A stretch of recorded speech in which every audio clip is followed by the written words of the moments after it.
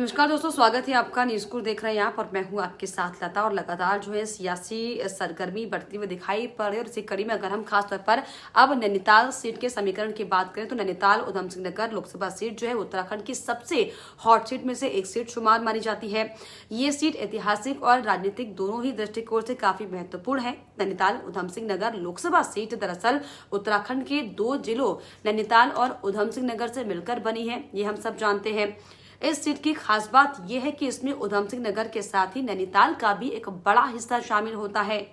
और राजनीति में पिछले काफी लंबे समय से इस सीट की मांग को देखते हुए साल 1995 में नैनीताल के तराई वाले हिस्से को दरअसल अलग कर उधम सिंह नगर जिला बनाया गया था।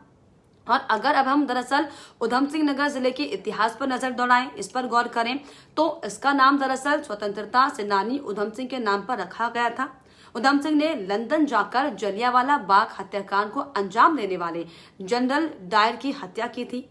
राजनीति की बात की जाए तो नैनीताल उधम सिंह लोकसभा सीट का गठन जो है साल 2008 में हुए परिसीमन के बाद हुआ था। 1952 से 2008 तक इस सीट के बारे में किसी ने सोचा भी नहीं था, लेकिन साल 2009 में हुए पहले लोकसभा चुनाव में दरअसल कांग्रेस को यहां से जीत हासिल हुई थी। इस सीट से कांग्रेस ने करल चंद्र सिंह बाबा को टिकट दिया था और उन्होंने पहले ही चुनाव में दरअसल बड़ी जीत हासिल कर ली थी। इसके अलावा नैनीताल लोकसभा सीट के अगर राजनीति समीकरण को समझें तो नैनीताल उधम सिंह नगर लोकसभा सीट दरअसल उत्तराखंड के कुमाऊं मंडल में आती है। इस लोकसभा सीट में कुल 15 विधानसभा सीटें आती हैं, जिसमें नैनीताल की 6 विधानसभा सीटें और उधम सिंह नगर की 9 विधानसभा सीटें शामिल हैं। और इस सीट की खास बात यह है कि यहाँ पर तराई इलाके की 13 विधानसभा सीटों के मतदाता भी लोकसभा में अपनी किस्मत आजमा रहे प्रत्याशियों का भविष्य तय करते हैं। आपको बताएं कि पहाड़ के लोग काफी संख्या में पलायन कर तराई क्षेत्र में बस गए थे, जिसके कारण सभी 13 विधानसभा सीटों के मतदाता हालांकि यहाँ पर लोकसभा सीट में अपनी निर्णायक भूमिका में जो है अक्सर दिखाई पड़ते हैं, अपनी निर्णायक भूमिका निभाते हैं। इसके अलावा दरअसल यहाँ पर 63.11% ग्रामीण, 36.89% शहरी आबादी जो रहती है। नैनीताल उधम सिंह नगर लोकसभा सीट पर लगभग 19 लाख वोटर अपने अपने मतों का इस्तेमाल करते हैं। इस क्षेत्र में ग्रामीण आबादी जैसा कि मैंने आपको बताया कि 63% है, जबकि शहरी आबादी 36% के करीब है। इसमें 16.08% अनुसूचित जाति की हिस्सेदारी है, जबकि 5.17% अनुसूचित जनजाति की आबादी यहाँ पर है। यहाँ पर 15 से 18% जो है क्षत्रिय और ब्राह्मण है, जबकि 17 से 18% के करीब ओबीसी आबादी है। यहाँ पर 15 के करीब मुस्लिम आबादी भी अपने मताधिकार का इस्तेमाल करती है। और ऐसे में अगर 2019 की बात करें तो 2019 में अजय भट्ट ने यहाँ पर बीजेपी को जो है जीत दिलाई थी।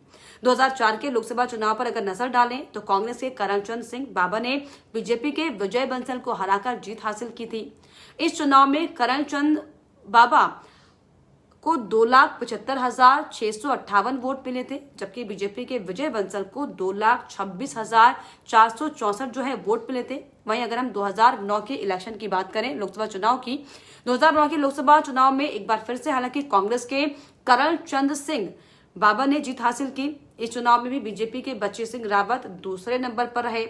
वहीं 2014 के लोकसभा चुनाव में बीजेपी ने जबरदस्त प्रदर्शन करते हुए वापसी की और बीजेपी नेता भगत सिंह कोश्यारी ने कांग्रेस के प्रत्याशी करल चंद्र सिंह बाबा को 2,84,717 मतों से हराया था।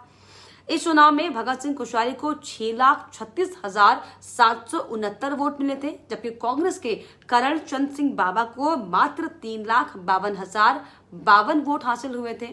वहीं अब 2019 में अगर बात करी जाए तो बीजेपी ने अजय भट्ट को नैनीताल उधम सिंह नगर लोकसभा सीट से हालांकि टिकट दिया था। इस चुनाव में बीजेपी नेता अजय भट्ट ने कांग्रेस प्रत्याशी हरीश रावत को भारी मतों से शिकस्त दी थी। हरीश रावत ने पिछले चुनाव में यहां से लोकसभा इलेक्शन लड़ा था। इस चुनाव में अजय भट्ट को 7,72,195 वोट हासिल हुए, जबकि हरीश रावत के खाते में मात्र 4,33,099 वोट ही मिले थे।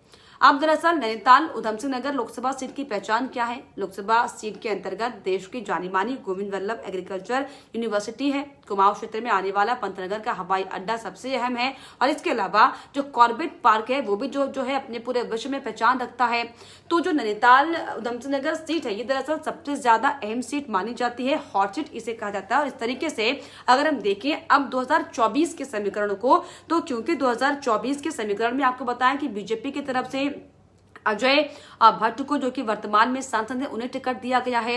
कांग्रेस की तरफ से साफ तौर पर यह लग रहा है कि कांग्रेस पार्टी ने जो है अपनी हार यहां से स्वीकार कर ली है। हालांकि बड़े बड़े दिग्गज चेहरों का नाम नैनीताल सीट पर सामने आ रहा था चुनाव लड़ने के लिए, उसमें चाहे फिर यशपाल आर्य क्यों ना हो, चाहे बेहर साहब क्यों ना। और इसके अलावा अगर ये नेता नहीं लड़ते हैं तो ये भी दरअसल सरगर्मियां जोरों पर थी कि भुवन कापड़ी को हो सकता है पार्टी यहां से टिकट दे दे। लेकिन क्योंकि जिस तरीके से जो समीकरण नैनीताल सीट के दिखाई पड़ रहे हैं, जिस तरीके से अजय भट्ट का जो वर्चस्व इस सीट पर साफ तौर पर बरकरार रहता हुआ नजर आ रहा है, ये साफ तौर पर माना जा रहा है कि दरअसल बड़ी वजह थी कि कांग्रेस पार्टी ने जो है पूरी अपनी गुणा भाग गणित लगाकर जो है प्रकाश जोशी को यहां से जो है मैदान में उतारा। हालांकि अगर हम यूकेडी की बात करें तो यूकेडी की तरफ से दरअसल नैनीताल से शिव सिंह रावत को यहां से टिकट दिया गया, लेकिन ऐसे में जो कांटे की टक्कर इस नैनीताल सीट पर रही है वो अक्सर जो है बीजेपी और कांग्रेस में देखने को मिले। और इसीलिए ये साफ तौर पर साफ कहा जा रहा है कि इस बार जो है अजय भट्ट यहां से क्लीन स्वीप मारने वाले, यानी कि हैट्रिक उनकी लगने वाली है, क्योंकि कांग्रेस ने पहले ही यहां से अपने हाथ खड़े कर दिए और यूकेडी का इतना अच्छा ग्राफ लोकसभा चुनाव में नहीं रहा। लेकिन ऐसे में नैनीताल लोकसभा सीट पर आपका दिल क्या कहता है, आपकी राय इसको लेकर क्या, हमें कॉमेंट बॉक्स में जरूर लिखेगा। और इसके अलावा हमारे चैनल को लाइक, शेयर एंड सब्सक्राइब करना भी ना भूलें।